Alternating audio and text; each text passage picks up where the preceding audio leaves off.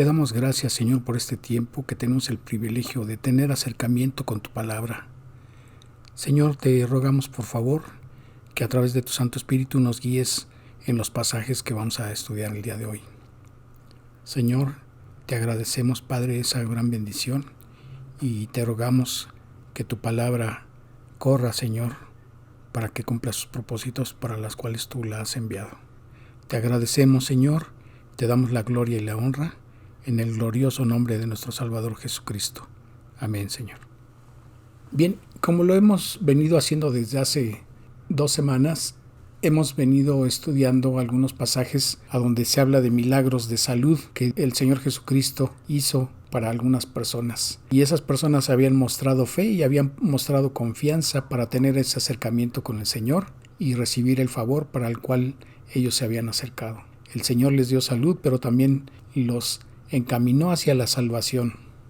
En esta ocasión vamos a ver algunos ejemplos de personas que tuvieron un acercamiento con Él, pero para seguirle o para poder servirle. Y vamos a observar cuáles fueron sus reacciones cuando el Señor les expuso cuál era la condición que debían ellos soportar. Bien, como lo hicimos en esas 2 ocasiones anteriores, vamos a estudiar los pasajes a través de los evangelios sinópticos. Y como en esas 2 ocasiones vamos a estar intercalando los versículos entre esos 3 evangelios para que sea fluida el entendimiento de los pasajes y poder comprender que no hay contradicción en lo que esos evangelios dicen, sino que son complementarios. Comencemos pues entonces viendo el pasaje que habla acerca de la sanación que dio el Señor Jesucristo a la suegra de Pedro. Y eso lo encontramos en el libro de Mateo, capítulo 8, entre los versículos 14 al 17, en el Evangelio de Marcos, capítulo 1, versículos 29 al 34, y en el Evangelio de Lucas, capítulo 4, versículos 38 al 41. Y dice la palabra. Marcos 1:29.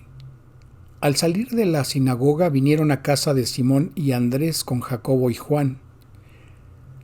Lucas 4:38. Entonces Jesús se levantó y salió de la sinagoga y entró en casa de Simón. La suegra de Simón tenía una gran fiebre y le rogaron por ella. Dice Mateo 8:14 y 15.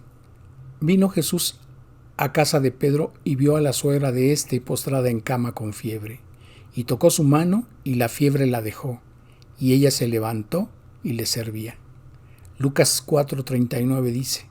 E inclinándose hacia ella, reprendió a la fiebre, y la fiebre la dejó, y levantándose ella, al instante le servía. Mateo 8:16 y 17 dicen, y cuando llegó la noche trajeron a él muchos endemoniados, y con la palabra echó fuera a los demonios, y sanó a todos los enfermos, para que se cumpliese lo dicho por el profeta Isaías, cuando dijo, Él mismo tomó nuestras enfermedades y llevó nuestras dolencias. Y si vemos Isaías 53:4, el versículo dice, ciertamente llevó Él nuestras enfermedades y sufrió nuestros dolores, y nosotros le tuvimos por azotado, por herido de Dios y abatido. El versículo 5 dice, mas Él herido fue por nuestras rebeliones, molido por nuestros pecados.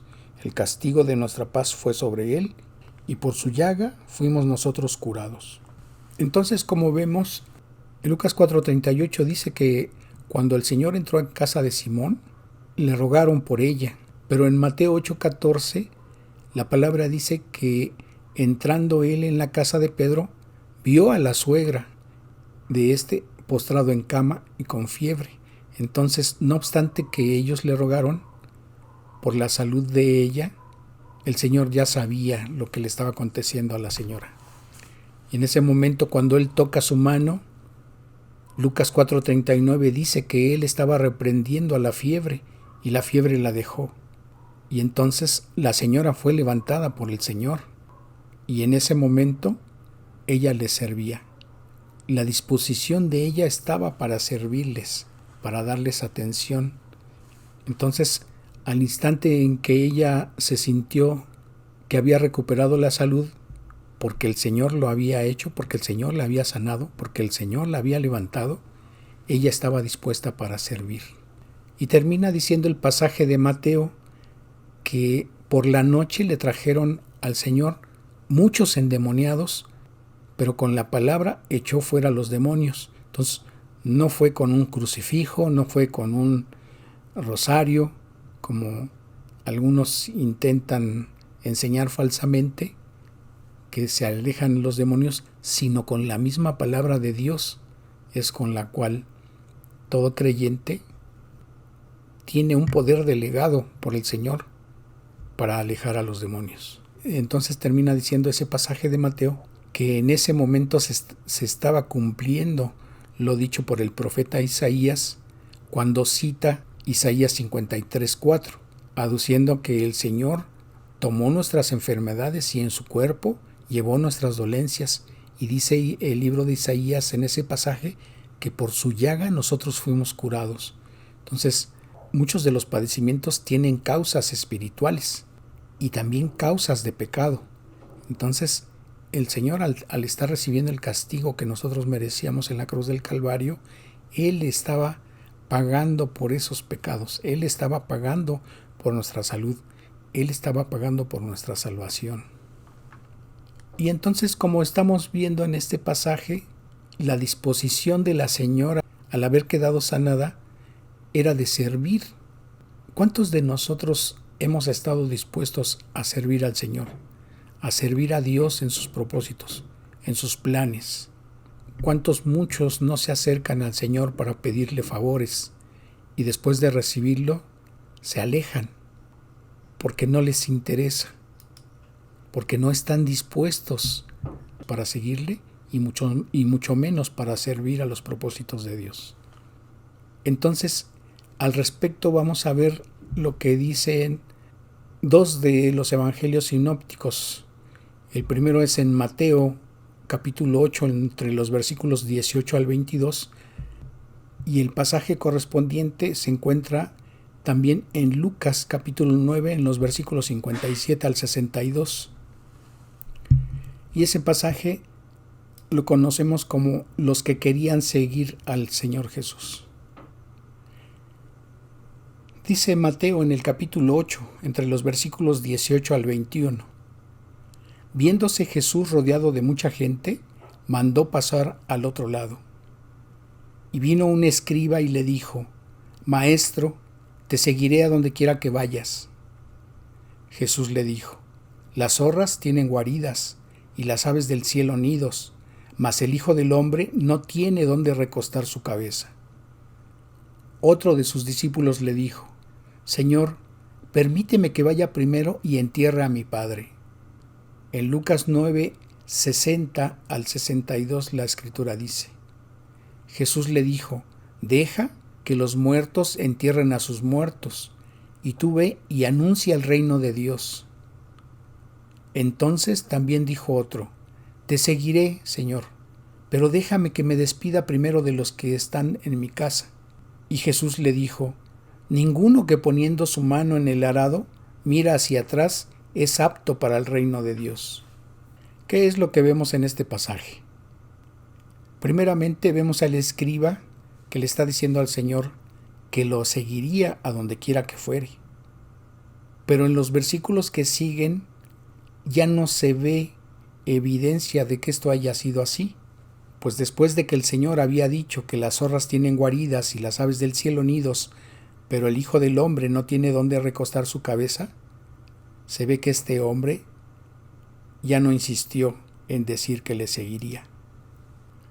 Cuando observamos en Mateo 8:21 que otros de sus discípulos le dijo al Señor: Permíteme que vaya primero y entierre a mi padre, dice Lucas 9:60, Jesús le dijo: Deja que los muertos entierren a sus muertos y tú ve y anuncia el reino de Dios.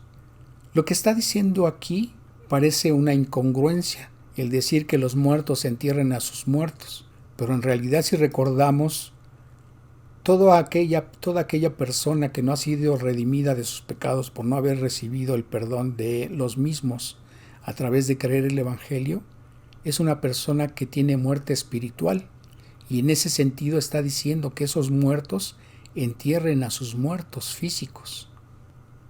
Pareciera como si el Señor no tuviera compasión de quien estuviera atravesando esas circunstancias, pero esto no es así.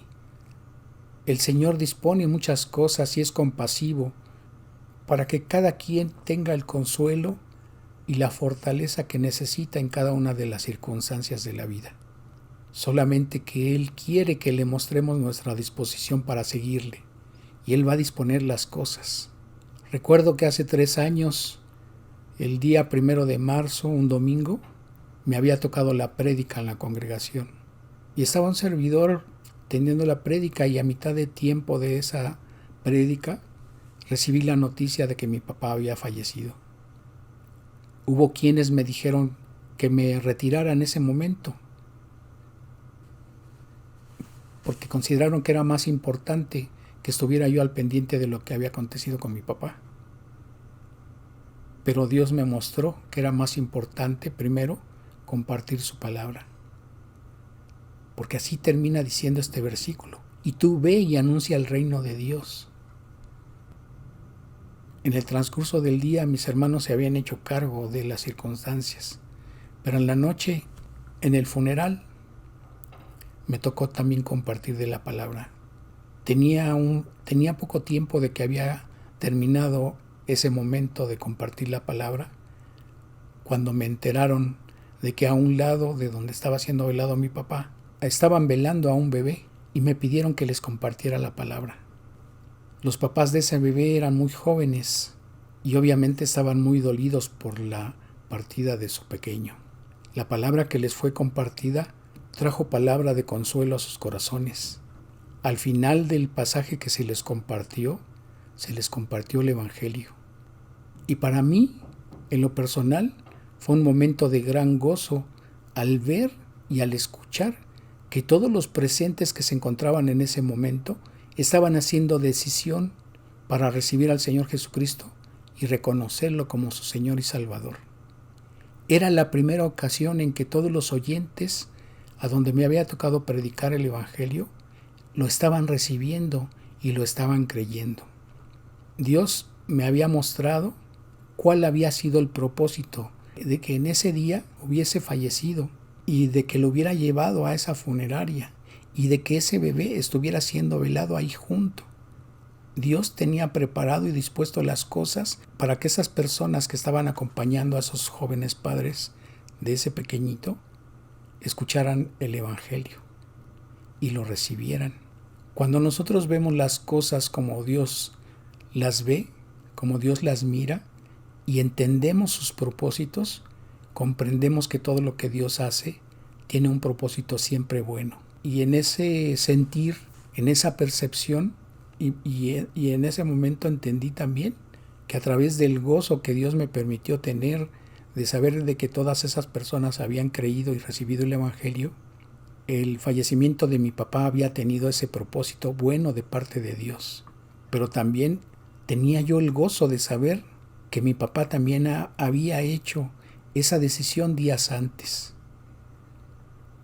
Pues una de mis hermanas le había compartido también el Evangelio y lo recibió y se arrepintió de sus pecados y reconoció al Señor como su Salvador.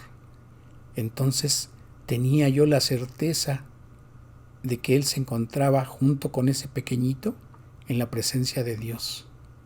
Y esto se los comparto para gloria y honra de Dios. Y sigue diciendo el pasaje de Lucas 9 en el versículo 61 y 62. Entonces también dijo otro: Te seguiré, Señor, pero déjame que me despida primero de los que están en mi casa. Y Jesús le dijo: Ninguno que poniendo su mano en el arado mira hacia atrás es apto para el reino de Dios. ¿Qué pretextos ponen las personas para no seguir al Señor? Algunos, como en el caso del escriba que pidió que le permitiera al Señor enterrar a su padre, no es que su padre hubiese fallecido en ese momento, sino que él prefería esperar el tiempo que fuera necesario, no sé si fueran días, si fueran semanas, meses o años tal vez, en que eso ocurriera, Y entonces pudiera pasar poco o pudiera pasar mucho tiempo. No sabemos. Pero él estaba prefiriendo optar por esperar a que su padre falleciera antes que seguir al Señor. A veces no sabemos qué tanto puede hacer bueno una espera. En el tiempo en que conocí el Evangelio traté de compartirlo a mi papá y siempre me rechazó. Pero yo no dejé de creer en Dios, de creer en su salvación, de creer en los propósitos de Dios. Y Dios dispuso el tiempo y la ocasión para que pudiera tener yo esa certeza, pero también ese gozo por lo que Dios había permitido en esa ocasión. A veces otros, como en este caso, prefieren tratar de quedar bien con sus familiares antes que seguir al Señor. Si a esta persona le importara más el seguir al Señor, no estuviera poniendo de pretexto el despedirse de sus familiares. Es común que cuando una familia tiene una religión y alguien de ellos recibe el Evangelio, es común que sus propios familiares le rechacen. Y algunos prefieren no tener ese tipo de inconvenientes. Pero si tú le crees al Señor, Dios acomoda las cosas para que esto no sea así. Probablemente haya un tiempo de prueba en ese sentido, pero también Dios va a permitir que las cosas se compongan y entonces veas que el Señor tenía razón en darle preferencia a Él, en ponerlo primero a Él en orden de importancia, y Él se encarga de acomodar las cosas y Él se encarga de que veas su bendición en esa decisión que tomaste, dándole la preferencia y la importancia a Él primero. Y en ese sentido también, por eso termina diciendo ese pasaje de Lucas 9:62, cuando el Señor le dijo: ninguno que poniendo su mano en el arado mira hacia atrás es apto para el reino de Dios. Si alguien se dispone a seguirle al Señor, es caminar hacia adelante. Vendrán pruebas, vendrán aflicciones, pero también vendrán tiempos de gozo, vendrán tiempos de paz. Pero ya no puedes echar para atrás, ya no puedes detener tu camino. El Señor te va a estar guiando en este mundo hasta que te llame a su presencia. Y si tu corazón está dispuesto a seguirle y a creerle en todo momento, tú vas a ver las bendiciones que Él va poniendo delante de ti. Veamos otro pasaje. Este es conocido como el joven rico y se encuentra en los 3 evangelios sinópticos. En Mateo capítulo 19, versículos 16 al 30, en Marcos capítulo 10, entre los versículos 17 al 31, y en el Evangelio de Lucas capítulo 18, entre los versículos 18 al 30. Y vamos intercalando los versículos también en este caso. Dice Marcos 10:17: al salir él para seguir su camino, vino uno corriendo e hincando la rodilla delante de él, le preguntó: Maestro bueno, ¿qué haré para heredar la vida eterna? Lucas 18:18 dice: un hombre principal le preguntó diciendo: Maestro bueno, ¿qué haré para heredar la vida eterna?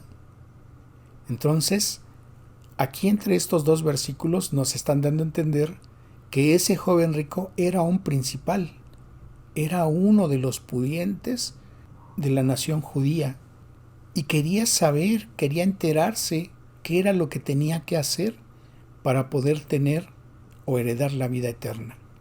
Dice Mateo en el capítulo 19, entre los versículos 17 al 20. Él le dijo: ¿por qué me llamas bueno? Ninguno hay bueno, sino uno, Dios. Mas si quieres entrar en la vida, guarda los mandamientos. Entonces, como lo hemos visto en otros pasajes, no hay una sola persona buena en toda la humanidad, porque todos hemos pecado. Y el único ser bueno es Dios. Entonces aquí el Señor se está mostrando como ese ser bueno que es Dios, porque Él es Dios. Y le está aseverando a ese joven que si su deseo es entrar en la vida eterna, tendría que guardar los mandamientos. Entonces el joven le dijo, ¿cuáles? Y Jesús dijo, no matarás, no adulterarás, no hurtarás, no dirás falso testimonio. Honra a tu padre y a tu madre, y amarás a tu prójimo como a ti mismo. El joven le dijo, todo esto lo he guardado desde mi juventud. ¿Qué más me falta? Marcos 10, 21 y 22 dicen, entonces Jesús mirándole, le amó y le dijo, una cosa te falta. Anda, vende todo lo que tienes y dalo a los pobres, y tendrás tesoro en el cielo. Y ven, sígueme tomando tu cruz. Pero él, afligido por esta palabra, se fue triste, porque tenía muchas posesiones. Lucas 18, 23 y 24 dicen, entonces él, oyendo esto, se puso muy triste, porque era muy rico. Al ver Jesús que se había entristecido mucho, dijo, cuán difícilmente entrarán en el reino de Dios los que tienen riquezas. Y si vemos aquí en este versículo, no se está refiriendo a que necesariamente sea difícil para un rico entrar en el reino de Dios, sino que se está refiriendo a todos aquellos que consideran que sus posesiones o a lo que le dedican tiempo o a lo que ellos veneran o a lo que ellos consideran que es valioso para ellos, que esas son sus riquezas, es más importante que seguir al Señor. Entonces, en ese sentido está diciendo este versículo. Está haciendo referencia a aquellos que tienen riquezas. Al ver Jesús que se había entristecido mucho, dijo, cuán difícilmente entrarán en el reino de Dios los que tienen riquezas. Entonces, aquello que consideran esas personas que son sus riquezas es más importante que seguir al Señor. Y entonces se pierden de entrar en el reino de Dios. Dice Marcos 10:24, los discípulos se asombraron de sus palabras, pero Jesús respondiendo volvió a decirles, hijos, cuán difícil les es entrar en el reino de Dios a los que confían en las riquezas. Entonces, nuevamente este versículo está confirmando que no necesariamente se trata de que es difícil a los ricos entrar en el reino de Dios. ¿Por qué? Porque también hay gente de mucho dinero que obra para Dios, que sus acciones están dedicadas a Dios. Y un ejemplo lo tenemos en lo que hace un grupo denominado los Gedeones, que se dedican a imprimir millones de Nuevos Testamentos y los reparten alrededor del mundo. Entonces, Dios les ha permitido tener esas riquezas, Dios les ha permitido tener muchos recursos, pero están divulgando la palabra en ese sentido. Dice Lucas 18, 25 y 26, porque es más fácil pasar un camello por el ojo de una aguja que entrar un rico en el reino de Dios. Y los que oyeron esto dijeron, ¿quién pues podrá ser salvo? Marcos 10, 27 dice, entonces Jesús mirándolos dijo, para los hombres es imposible, mas para Dios no, porque todas las cosas son posibles para Dios. Mateo 19, 27 y 28 dicen, entonces respondiendo Pedro le dijo, he aquí, nosotros lo hemos dejado todo y te hemos seguido, ¿qué pues tendremos? Y Jesús les dijo, de cierto os digo, que en la regeneración, cuando el Hijo del Hombre se siente en el trono de su gloria, vosotros que me habéis seguido también os sentaréis sobre 12 tronos para juzgar a las 12 tribus de Israel. Lucas 18, 29 dice, y él les dijo, de cierto os digo que no hay nadie que haya dejado casa o padres o hermanos o mujer o hijos por el reino de Dios. ¿Y qué es lo que te lleva al reino de Dios? Dice el versículo 18. Respondiendo Jesús y dijo, de cierto os digo que no hay ninguno que haya dejado casa o hermanos o hermanas o padre o madre o mujer o hijos o tierras por causa de mí y del Evangelio. Entonces, por causa del sacrificio del Señor Jesucristo y del Evangelio, que es la predicación de ese sacrificio del Señor para obtener el perdón de los pecados, es lo que te da lugar para entrar en el reino de Dios. Dice Mateo 19, 29 y 30, y cualquiera que haya dejado casas o hermanos o hermanas o padre o madre o mujer o hijos o tierras por mi nombre, recibirá 100 veces más y heredará la vida eterna. Pero muchos primeros serán postreros y postreros primeros. Entonces, así como preguntó el apóstol Pedro al Señor, y esto, como ya lo leímos, lo dice Mateo 19, 27. Entonces respondiendo Pedro le dijo, he aquí nosotros lo hemos dejado todo y te hemos seguido. ¿Qué pues tendremos? Y esa pregunta se la hacen muchos antes de tomar la decisión o pretendiendo que quizá pudieran tomar la decisión de seguir al Señor. Hacen esa pregunta o se hacen esa pregunta. ¿Acaso no será suficiente con recibir la vida eterna? Si los que tenemos cierta cantidad de años y recordamos hacia el pasado, los años se nos han ido como agua, los años han pasado muy rápido y recordamos cosas que vivimos en la niñez y cosas que vivimos en la juventud y cosas que hemos vivido como adultos o ya como personas de edad más avanzada y vemos que los años han corrido velozmente. ¿Qué ha sido para nosotros toda esa cantidad de años? Como un suspiro. ¿Qué es lo que sigue a la vida que hemos llevado? Si una persona llega a vivir 60, 70, 80, 100 o 120 años quizá, lo que le sigue es la muerte. El problema es a dónde va a pasar la eternidad esa persona después de haber muerto aquí en este mundo. Y solamente hay dos destinos. Uno, recibiendo un castigo en el infierno por la eternidad, porque recordemos que todos hemos pecado. La diferencia está en quién ha creído el Evangelio para que sus pecados sean perdonados y no pase esa eternidad, y no pase ese castigo por la eternidad en el infierno. Porque cuando la persona cree en el Evangelio y cree en la redención para la cual vino el Señor Jesucristo hace 2000 años, para recibir el castigo que todos merecíamos, Él ocupando nuestro lugar en la cruz del Calvario, Él recibiendo en su cuerpo ese castigo, Él recibiendo en su cuerpo el castigo por todos nuestros pecados. ¿Y qué tendríamos que hacer nosotros? Solamente creer en lo que Él hizo para que nuestros pecados sean perdonados. Probablemente tú ya hayas recibido el Evangelio y quizá no estás dispuesto a seguirle. Quizá solamente te quieres quedar con la salvación y esperar a pasar a la vida eterna. Y la tendrás. Pero ¿acaso no merece el Señor que le correspondamos con un poco de nuestro tiempo para dedicarle a participar en su obra? Para hacer que otras personas conozcan el Evangelio, para compartir lo que Dios ha hecho por nosotros, para recibir ese regalo, porque es un regalo, porque nosotros no podemos contribuir en nada para nuestra salvación. ¿Acaso no vale la pena? ¿O qué estarías dispuesto?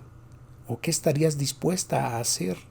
Mucha gente se afana en tratamientos químicos, en tratamientos físicos, en terapias, en sesiones de ejercicios y en gran cantidad de cosas con tal de tratar de alargar su belleza o con tal de tratar de alargar su salud. Pero aún con todos esos esfuerzos, las personas al final ven que la vejez los alcanza. Ven que sus huesos se debilitan. Ven que sus músculos terminan por debilitarse. Y al final, los seres que le rodean ven que esa persona parte de este mundo. ¿Y en qué resultó todo el esfuerzo que dedicaron en sus vidas para tratar de alargar sus días? ¿Acaso no estarías dispuesto, acaso no estarías dispuesta a dedicar en lugar de eso, en lugar de esas opciones, destinar un poco de tiempo a participar en la obra de Dios para compartir su palabra? Y al final, ese esfuerzo te va a ser remunerado. Y de hecho ya lo es.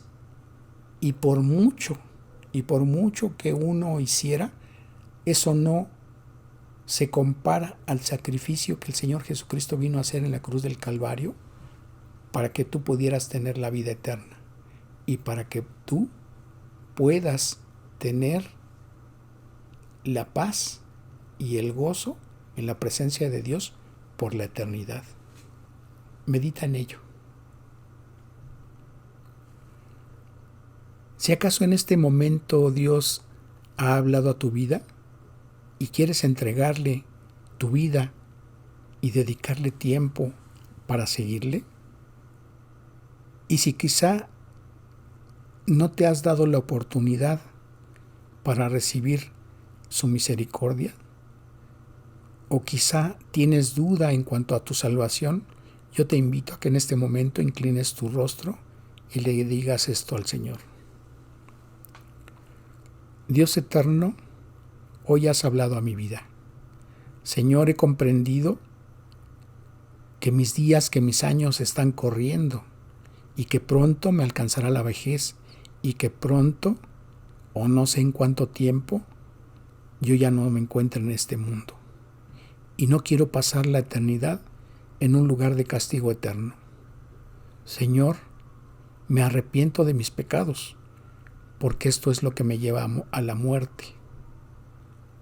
Y no quiero que por causa de mis pecados y a la muerte pase yo una eternidad, pase yo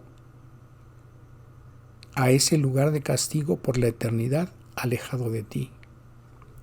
Señor, tu palabra dice que tú, Señor Jesucristo, viniste hace casi 2000 años a este mundo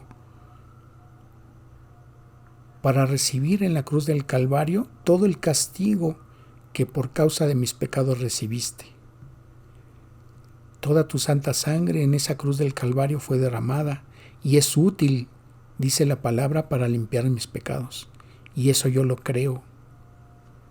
Señor, Dios, yo sé que el Señor Jesucristo murió en esa cruz del Calvario y fue sepultado, pero al tercer día fue resucitado y ahora está sentado a tu diestra intercediendo por mí. Señor, yo te ruego que mis pecados sean perdonados porque el Señor Jesucristo ya efectuó ese pago y yo quiero recibir ese regalo porque Él ocupó mi lugar pagando por mis pecados. Te ruego que limpies mi corazón y me limpies de maldad y hagas de mí la persona que tú quieres que yo sea.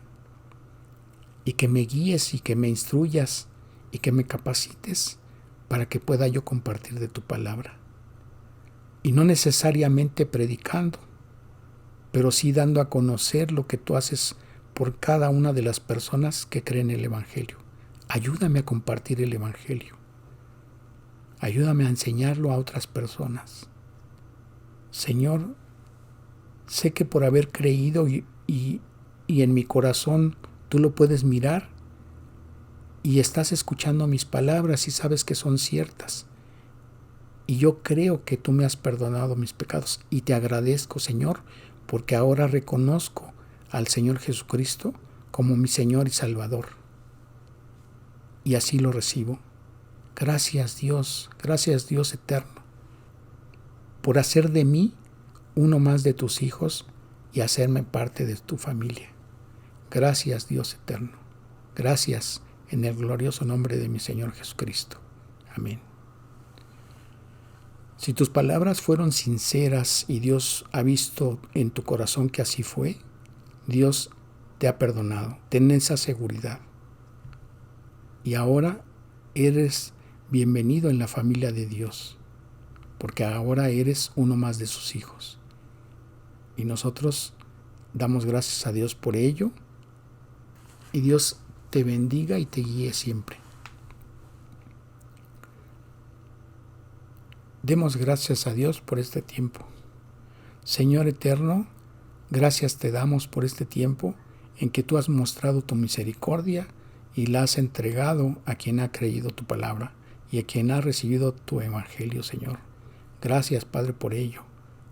Te damos gracias por este tiempo. Ayúdanos a caminar en este mundo, guíanos a través de tu palabra para entender tus propósitos y conocer más de ti. Y que demos alabanza a tu gloria y a tu nombre. Te damos gracias, Señor, en el glorioso nombre de nuestro Salvador Jesucristo. Amén.